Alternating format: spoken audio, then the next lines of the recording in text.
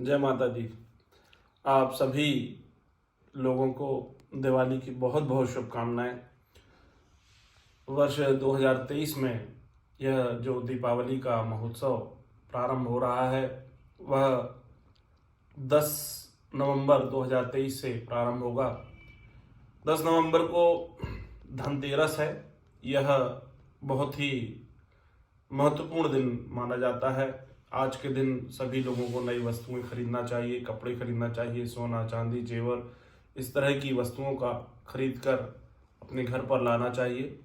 यह जो धनतेरस है यह भगवान धन्वंतरी का प्रागट्योत्सव का दिन माना जाता है और भगवान धन्वंतरी भगवान विष्णु के ही अवतार के रूप में जन्म लिए हैं। इसके बाद 11 नवंबर को 2023 दिन शनिवार को नरक चतुर्दशी पड़ेगी। यह जो नरक चतुर्दशी है यह नरक चतुर्दशी इसको हम रूप चतुर्दशी भी कहते हैं। आज के दिन उपटन लगाकर नहाना चाहिए, जल में तिल डालकर स्नान करना चाहिए और आज के दिन नरकासुर नामक एक राक्षस था। वह 16,100 रानियों को अपहरण करके जेल में डाल के रखा था। तब जब भगवान कृष्ण को इसकी जानकारी लगी तब उन्होंने गरुड़ पर आरूढ़ होकर सत्यभामा जी के साथ उसका वध किया। परंतु जब लड़ाई हो रही थी तो भौमासुर जो नामक राक्षस था उसने वरदान प्राप्त किया हुआ था कि उसका वध कोई माँ के द्वारा ही हो। तब जब उनका युद्ध हो रहा था तब भगवान कृष्ण त्रिशूल लगने के कारण बेहोश हो गए थे। तब सत्यभामा ने भौमासुर का वध किया था और उसके बाद 16,100 रानियों को छुड़वाया था। और जब वे रानियां अपने घर जाने से मना कर देती हैं तब भगवान कृष्ण ने ही उनसे विवाह किया था। इस तरह भगवान कृष्ण की भी 16,108 शादियां बताई गई हैं। इसके बाद सबसे महत्वपूर्ण दिन जो आता है वह दीपावली है।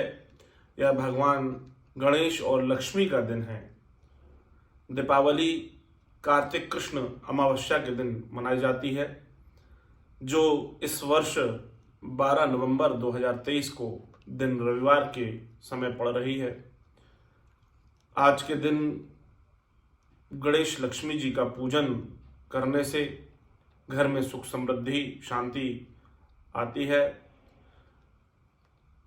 दिए जलाने चाहिए। आज के दिन माँ लक्ष्मी का विशेष पूजन कर सकते हैं, क्योंकि यदि आपके जीवन में लक्ष्मी नहीं है या रह रही है तो रुक नहीं पा रही, आप कमाते बहुत हैं नहीं रुकती है, तो इसके लिए आज के दिन विशेष पूजन की जा सकती है। इस विशेष पूजन के लिए आपके लिए बहुत सारे प्रयोग हैं, परंतु कुछ खास एक प्रयोग मैं आपको बता दे रहा हूं। आप दीपावली के दिन अवश्य रूप से करें। निश्चित तौर पे माँ लक्ष्मी आप पर कृपा बरसाएंगी। वैसे तो सारे दिन ही मुहूर्त बहुत शुभ माने जाते हैं दीपावली के दिन के, परंतु रात्रिकालीन जो पूजन होती है उसका विशेष लाभ प्राप्त होता है और इसका शुभ मुहूर्त जो है वह रात्रि 12:12 से प्रारंभ होगा और 2:24 तक रहेगा। यह सिंह लग्न का समय रहेगा। सिंह लग्न जो है वह स्थिर लग्न मानी जाती है। स्थिर लग्न में ही माँ लक्ष्मी का आवाहन पूजन करना चाहिए। इसके लिए आप हवन करें। हवन का करने के लिए आपको कमलगट्टा, अष्टगंध और शुद्ध घी इन 3 चीजों को मिलाकर साकल्य तैयार करें और माँ लक्ष्मी के नाम से लगातार कम से कम आप 1100 आहुतियां करें। आप देखेंगे माँ लक्ष्मी आप पर कृपा अवश्य रूप से बरसाएंगी। आपको सिर्फ करना इतना है, जो मंत्र मैं आपको बता रहा हूं उस मंत्र के द्वारा आप हवन करें। ओम महालक्ष्मी नमः। बस इस मंत्र के द्वारा आप लगभग कम से कम 1100 आहुतियां दें। अवश्य रूप से माँ लक्ष्मी आप पर कृपा बरसाएंगी। इसके बाद दिवाली के दिन की कुछ शुभ मुहूर्त की जानकारी आपको दे दूं। सायंकाल के समय 4:05 से वृष लग्न है। इसमें भी बहुत ही मेष लग्न है, 4:05 से मेष लग्न है या चर लग्न है, इसमें भी पूजन की जा सकती है। इसके बाद एक स्थिर लग्न आती है, वृष लग्न की रहती है, वह 5:54 से प्रारंभ। वृष लग्न स्थिर लग्न मानी जाती है और यह सायंकाल 5:45 से प्रारंभ होकर 7:43 तक रहेगी। इस लग्न में भी भगवान गणेश लक्ष्मी का पूजन करने से विशेष लाभ प्राप्त होता है। इसके अलावा दीपावली के दिन मां काली का पूजन का विशेष विधान बताया गया है। यदि आप कोई तंत्र मंत्र यंत्र यदि कुछ बनाना चाहते हैं, सिद्ध करना चाहते हैं, आज के दिन इनमें विशेष प्रभाव आ जाता है। जो भी मंत्र जब हम करते हैं, कोई भी यंत्र बनाते हैं, कोई भी पूजन हम करते हैं, वह बहुत जल्दी सिद्ध हो जाते हैं। और मां काली का पूजन विशेष रूप से करना चाहिए। मां काली का पूजन करने से मां काली के द्वारा आप पर पूर्ण कृपा बरसाई जाती है। आपकी जितनी भी रोग व्याधियां, परेशानियां, कष्ट, सारी दुविधाएं आपके जीवन से दूर हो जाती हैं। इसके बाद इस वर्ष अमावस्या जो है वह 13 नवंबर को भी दिन में लगभग 2:30 बजे तक रहेगी।